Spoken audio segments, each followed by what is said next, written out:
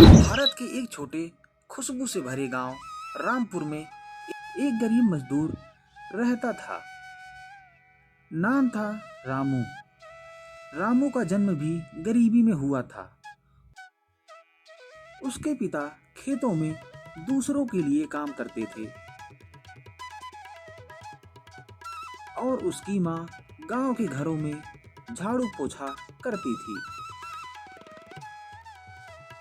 बचपन में ही रामू ने समझ लिया था कि किस्मत अमीरों पर मुस्कुराती है, गरीबों पर नहीं। गांव के बाकी बच्चे जहां स्कूल जाते, वहां रामू दिन में खेतों में हल चलाता और शाम को नदी किनारे मछलियां पकड़ने जाता ताकि रात के खाने का इंतजाम हो सके। उसके पिता ने हमेशा उसे यही सिखाया था, बेटा मेहनत करने वाला कभी भूखा नहीं मरता, बस वक्त कभी कभी उसे परखता है। वो शब्द रामू के दिल में हमेशा के लिए बस गए थे।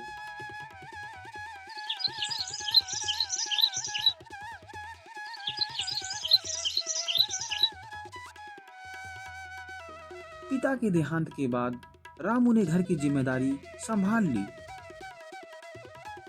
उसकी माँ अब बूढ़ी हो चुकी थी, मगर रामू के हाथों में ताकत थी और दिल में हौसला था।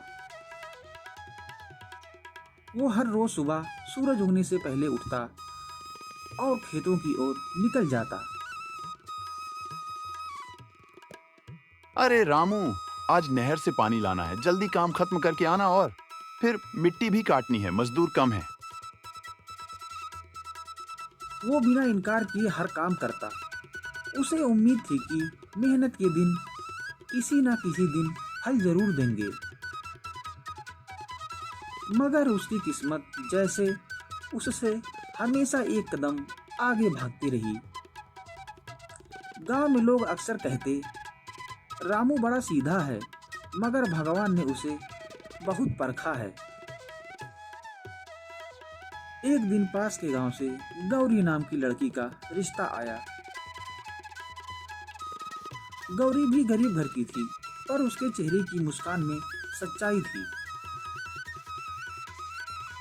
शादी बहुत सादगी से हुई, ना दहेज ना गहने, बस दो दिलों का मिलन।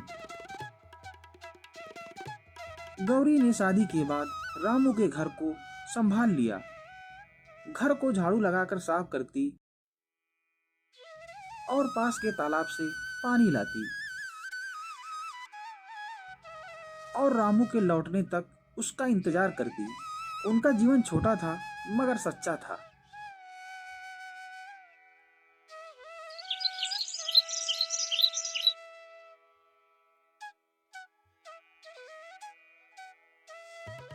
कुछ सालों में उनके दो बच्चे हुए, गुड़िया और छोटू। दोनों ही मासूम थे, मगर भूख और गरीबी ने उनकी मासूमियत को जल्दी बड़ा बना दिया था। बरसात के मौसम में काम रुक जाता था। ईंट भट्ठे में मिट्टी गीली, खेतों में कीचड़ और मजदूरी बंद। ऐसे ही एक साल भारी बारिश हुई। 3 हफ्ते तक गांव में पानी ही पानी।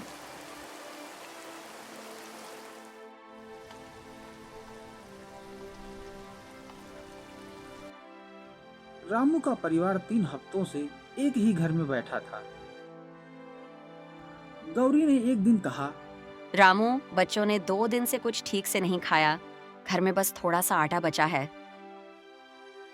रामू ने देखा उसका बेटा छोटू माँ की गोद में सो गया था और बेटी गुड़िया खाने के लिए रो रही थी।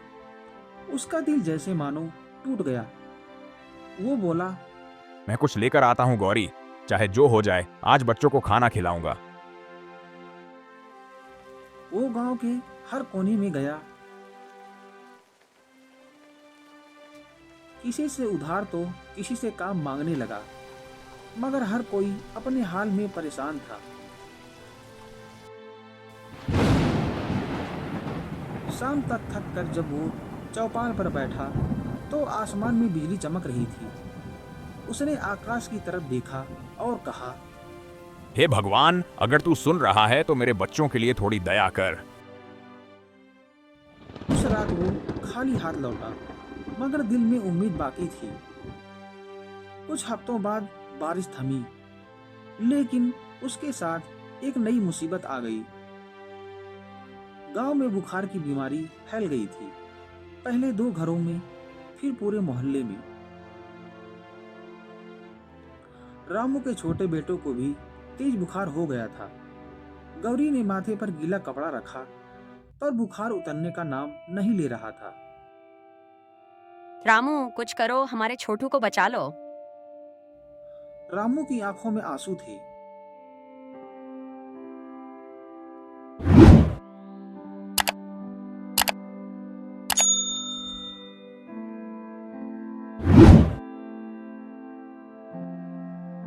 उसने गांव की हकीम से दवा मांगी, पर हकीम ने कहा, पहले पैसे दो, फिर दवा मिलेगी। रामू की जेब खाली थी। उसने अपनी कमीज तक बेचने की कोशिश की, मगर किसे फर्क पड़ता। वो भागता हुआ तालाब किनारे पहुंचा।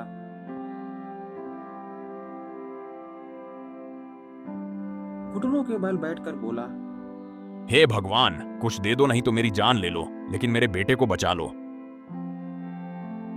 मगर किस्मत को शायद कुछ और मंजूर था। छोटू ने पिता का हाथ पकड़कर कहा, पापा, मुझे नींद आ रही है, और फिर हमेशा हमेशा के लिए आंखें बंद कर ली। गौरी ने चिल्लाकर रोना शुरू कर दिया। हे भगवान, तुमने ये क्या कर दिया? कोई किसी पर भी इतना अन्याय करता है क्या? रामू वहीं बैठा रहा, जैसे पत्थर बन गया हो। वो दिन उसके जीवन का सबसे बड़ा तूफान था।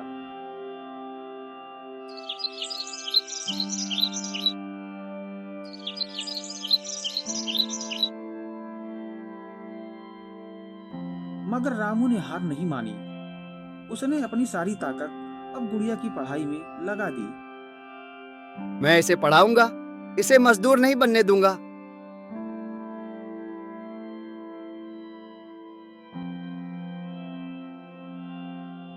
वह दिन में भट्ठे पर काम करता और रात को कुएं के पास लकड़ी ढोने का काम करता।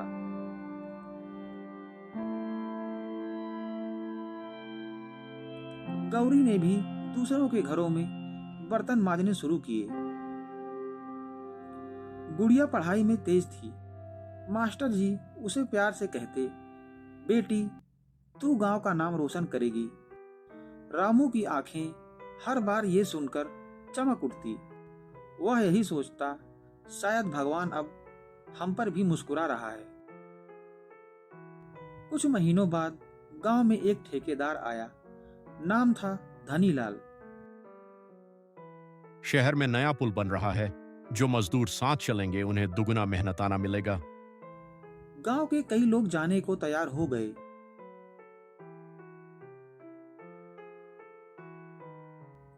रामू ने सोचा, अगर मैं कुछ महीने जाकर काम कर लूं तो गुड़िया को शहर के स्कूल में डाल सकूंगा।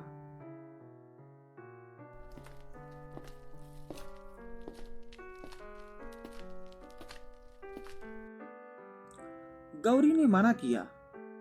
रामू, ये लोग भरोसे के नहीं लगते। गौरी, किस्मत को बदलने के लिए कुछ तो करना पड़ेगा। वह धनीलाल के साथ पड़ा।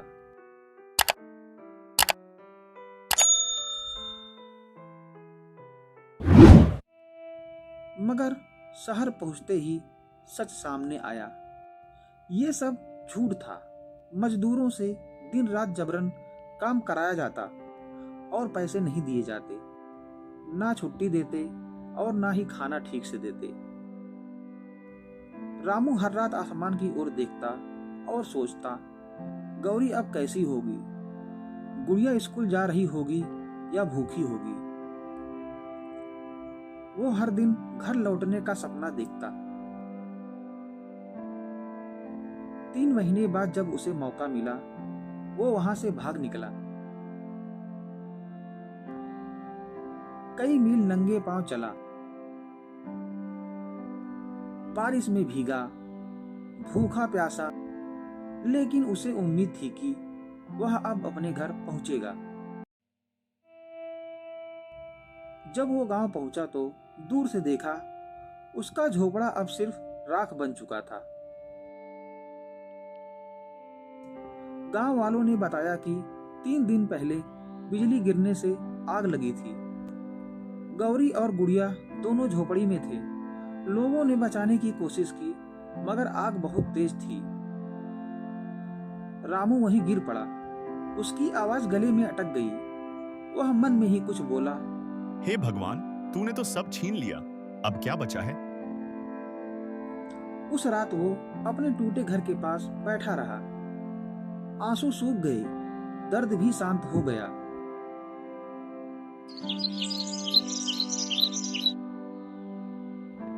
सुबह जब सूरज निकला, गांव वालों ने देखा कि रामू अब जिंदा नहीं था।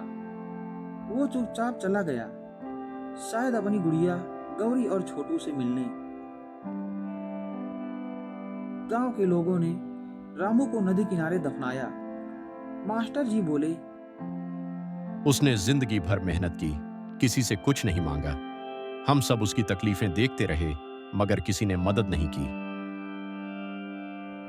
गांव के बच्चों के लिए एक छोटा सा स्कूल वहां बनाया गया, जिसका नाम रखा गया रामू स्मृति विद्यालय, ताकि कोई और गरीब पिता अपनी उम्मीदें ना खोए।